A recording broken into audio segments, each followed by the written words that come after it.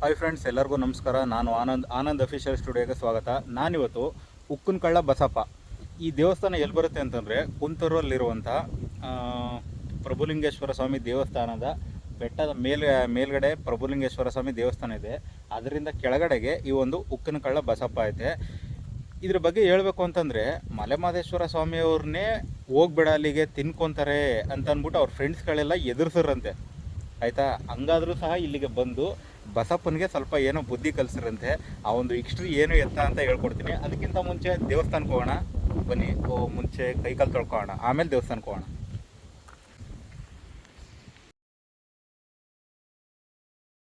ಬನ್ನಿ ದೇವಸ್ಥಾನ ಹತ್ರ ಹೋಗೋಣ. ಓಕೆ ಫ್ರೆಂಡ್ಸ್, ಕೈಕಾಲು ತೊಳ್ಕೊಂಡು ಆಗಿದೆ. ಇವಾಗ ದೇವಸ್ಥಾನ ಹತ್ರ ಹೋಗೋಣ ಬನ್ನಿ. ಯಾಕೆಂತಂದರೆ ನಾವು ಯಾವುದೇ ದೇವಸ್ಥಾನಕ್ಕೆ ಹೋದ್ರೂ ಕೈಕಾಲು ತೊಳ್ಕೊಂಡು ಹೋದರೆ ನಮಗೇನೋ ಒಂಥರ ಶುದ್ಧವಾದ ಮನಸ್ಸು. ನಾವು ಆಲ್ರೆಡಿ ಸ್ನಾನ ಮಾಡ್ಕೊಂಡೇ ಬಂದಿರ್ತೀವಿ. ಬಟ್ ಏನಪ್ಪ ಅಂತಂದರೆ ಕೈಕಾಲು ತೊಳ್ಕೊಂಡು ಹೋದರೆ ಇನ್ನೊಂದು ಸ್ವಲ್ಪ ಏನೋ ಮನಸ್ಸಿಗೆ ಒಂಥರ ನೆಮ್ಮದಿ ಇದ್ದಂಗೆ. ನೋಡಿ, ನಿಮಗೆ ಬಸವೇಶ್ವರ ಸ್ವಾಮಿ ದೇವಸ್ಥಾನ ನಿಮಗೆ ಈ ರೀತಿ ಕಾಣಿಸುತ್ತೆ. ಈ ಬಸವೇಶ್ವರ ಸ್ವಾಮಿ ದೇವಸ್ಥಾನಕ್ಕೆ ಉಕ್ಕನಕಳ್ಳ ಬಸಪ್ಪ ಅಂತ ಹೇಗೆ ಹೆಸರು ಬಂತು ಅಂತ ನಾನೊಂದು ಅದ್ರ ಬಗ್ಗೆ ಹೇಳ್ತೀನಿ.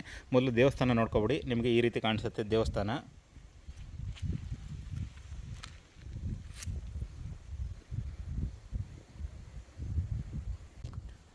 ಸದ್ಯಕ್ಕೆ ಈ ದೇವಸ್ಥಾನ ಬಾಗಿಲಾಕಿದೆ. ಈ ದೇವಸ್ಥಾನ ಯಾವಾಗ ಓಪನ್ ಏನು ಎತ್ತ ಅಂತ ಗೊತ್ತಿಲ್ಲ. ಮಾಮೂಲಿಯಾಗಿ ಪೂಜೆ ನಡೆಯುತ್ತೆ ಅನಿಸುತ್ತೆ. ಯಾಕೆಂತಂದರೆ ಇಲ್ಲೆಲ್ಲ ಹೂವು ಮತ್ತು ಕುಂಕುಮ ಎಲ್ಲನೂ ಹಾಕಿದ್ದಾರೆ ಅಂತಂದರೆ ಇಲ್ಲಿ ಪೂಜೆ ನಡೆಯುತ್ತೆ. ಬಟ್ ಏನಪ್ಪ ಅಂತಂದರೆ ಇವತ್ತು ಶುಕ್ರವಾರ ಅಲ್ವಾ, ಶುಕ್ರವಾರ ಪೂಜೆ ಇರಬೇಕಾಗಿತ್ತು.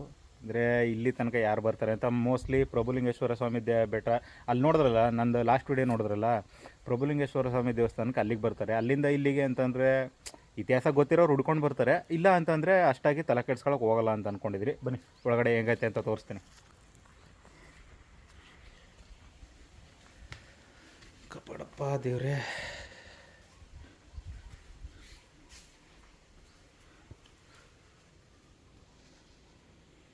ದೇವಸ್ಥಾನ ಬಾಗಿಲಾಕಿದೆ. ಗರ್ಭಗುಡಿನೂ ಸಹ ಸ್ಕ್ರೀನಿಂದ ಮುಚ್ಚಿದರೆ ನೀವು ನೋಡ್ಬೋದು.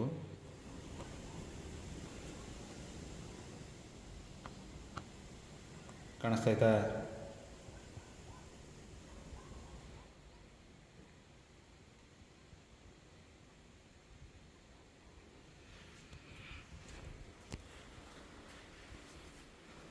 ಓಕೆ, ಇವಾಗ ಈ ದೇವಸ್ಥಾನದ ಬಗ್ಗೆ ಸ್ವಲ್ಪ ಇತಿಹಾಸ ತಿಳಿಸ್ಕೊಡ್ತೀನಿ. ಯಾಕೆಂತಂದರೆ ಯಾವುದೇ ಒಂದು ದೇವಸ್ಥಾನದ ಬಗ್ಗೆ ಇತಿಹಾಸ ಇಲ್ಲದೆ ಇತಿಹಾಸ ಇಲ್ಲದೆ ಇರೋವಂಥ ದೇವಸ್ಥಾನಗಳು ಆಲ್ಮೋಸ್ಟ್ ಇಲ್ಲ ಅಂದ್ಕೊಂಡಿರ್ತೀನಿ. ಆಲ್ಮೋಸ್ಟು ಎಲ್ಲ ದೇವಸ್ಥಾನಗಳಿಗೂ ಸಹ ಒಂದೊಂದು ಇತಿಹಾಸ ಇದ್ದೇ ಇರುತ್ತೆ.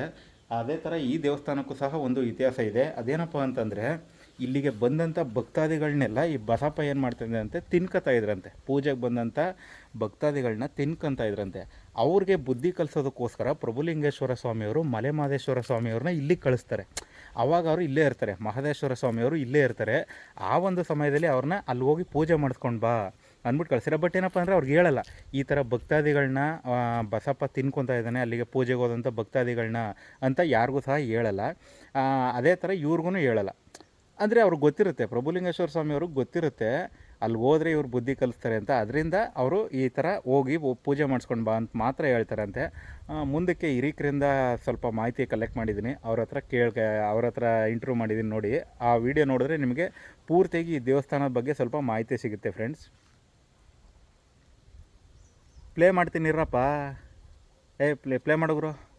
ಉಕ್ಕಿನಕಳ್ಳ ಬಸಪ್ಪಮ್ಮ, ಉಕ್ನಳ್ಳಿ ಬಸಪ್ಪ ಅಂತಾರೆ.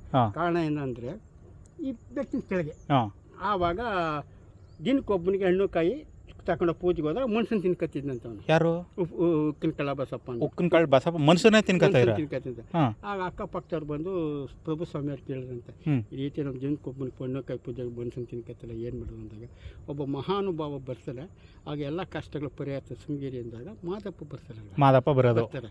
ಬಂದಾಗ ಎಲ್ಲ ಮಾಡಿಸಿದಾಗ ಒಂದು ದಿವಸ ಮಾದಪ್ಪನ ಕರೆದು, ನೀನು ಹೋಗಿ ಪೂಜೆಗೆ ಹೋಗಿದ್ಬಪ್ಪ, ಬಸಪ್ಪನ ಪೂಜೆ ಮಾಡಿಸ್ಕೊಬ ಅಂತಾರೆ. ಅಲ್ಲಿಗ ಅವ್ನಿಗೆ ಹೇಳಲ್ಲ ಈ ರೀತಿ ಆಗಿದೆ, ನೀವು ಹೋಗಿದ್ ಬಾ ಅಂತ. ಅವ್ರಿಗೆ ಗೊತ್ತು ಮಾಡೇ ಮಾಡ್ತಾನೆ ಅಂತ. ಆಗ ಈ ಶಂಕರಪ್ಪ ಬಸಪ್ಪ ಅವರೆಲ್ಲ ಶಿಷ್ಯರು ಹೋಗ್ಬೇಡ ಈ ಥರ ಮಾಡ್ತಾನೆ ಅಂದಾಗ, ನಾನು ಗುರುಗಳು ನನಗೆ ನೇಮಿಸಿದ್ದಾರೆ, ನಾವು ಹೋಗ್ತೀನಿ ಅಂದಾಗ, ನೀನು ಹೋಗು ಮ್ಯಾಲ್ಕೆ ಹೋಗ್ತಿದ್ದೆ ಅಂತ ತಮಾಷೆ ಮಾಡ್ತಾರೆ. ಆಗ ಇವನು ಹಣ್ಣು ಕಾಯಿ ಎಲ್ಲ ತಗೊಂಡು ಜೋಳಿಗೆ ಇಷ್ಟು ಉಕ್ಕಿನಕಳ್ಳ ಹಾಕೊಂಡನಂತೆ.